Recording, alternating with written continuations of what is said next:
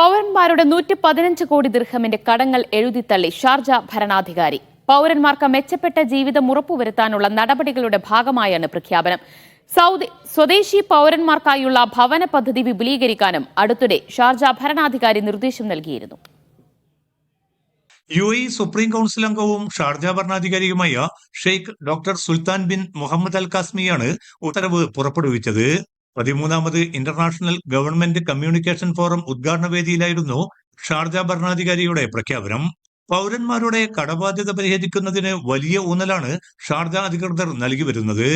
ചടുലമായ സർക്കാരുകൾ, നൂതന ആശയവിനിമയം എന്നതാണ് ഇക്കുറി കമ്മ്യൂണിക്കേഷൻ ഫോറത്തിന്റെ മുദ്രാവാക്യം. സർക്കാർ സംവിധാനങ്ങളുടെ സുഗമമായ നടത്തിപ്പിന്റെയും പൗരന്മാരുമായി നേരിട്ട് ആശയവിനിമയം നടത്തേണ്ടതിന്റെയും പ്രാധാന്യം ഷാർജ ഭരണാധികാരി ചൂണ്ടിക്കാട്ടി. ജനങ്ങളുമായി സംവദിക്കുന്നതിൽ നിലവിലെ സംവിധാനങ്ങൾ പര്യാപ്തമല്ലെന്ന് കണ്ടെത്തിയ സാഹചര്യത്തിലാണ് ഡയറക്ട് ലൈൻ എന്ന പേരിൽ റേഡിയോ ടെലിവിഷൻ പ്രോഗ്രാം ഷാർജ ഭരണാധികാരി ആരംഭിച്ചത്. മുബാറ എന്ന പേരിൽ പുതിയ വാർത്താ ചാനലിനും ഷാർജ തുടക്കം കുറിച്ചു. ഇതിലൂടെ സഹായം ആവശ്യമുള്ള പല കേസുകളും കണ്ടെത്താൻ സാധിച്ചു. ഷാർജ കടാശ്വാസ സമിതിയുടെ രൂപവൽക്കരണം അതിന്റെ തുടർച്ചയാണെന്നും ഷാർജ ഭരണാധികാരി ചൂണ്ടിക്കാട്ടി. Media 1 Sharjah.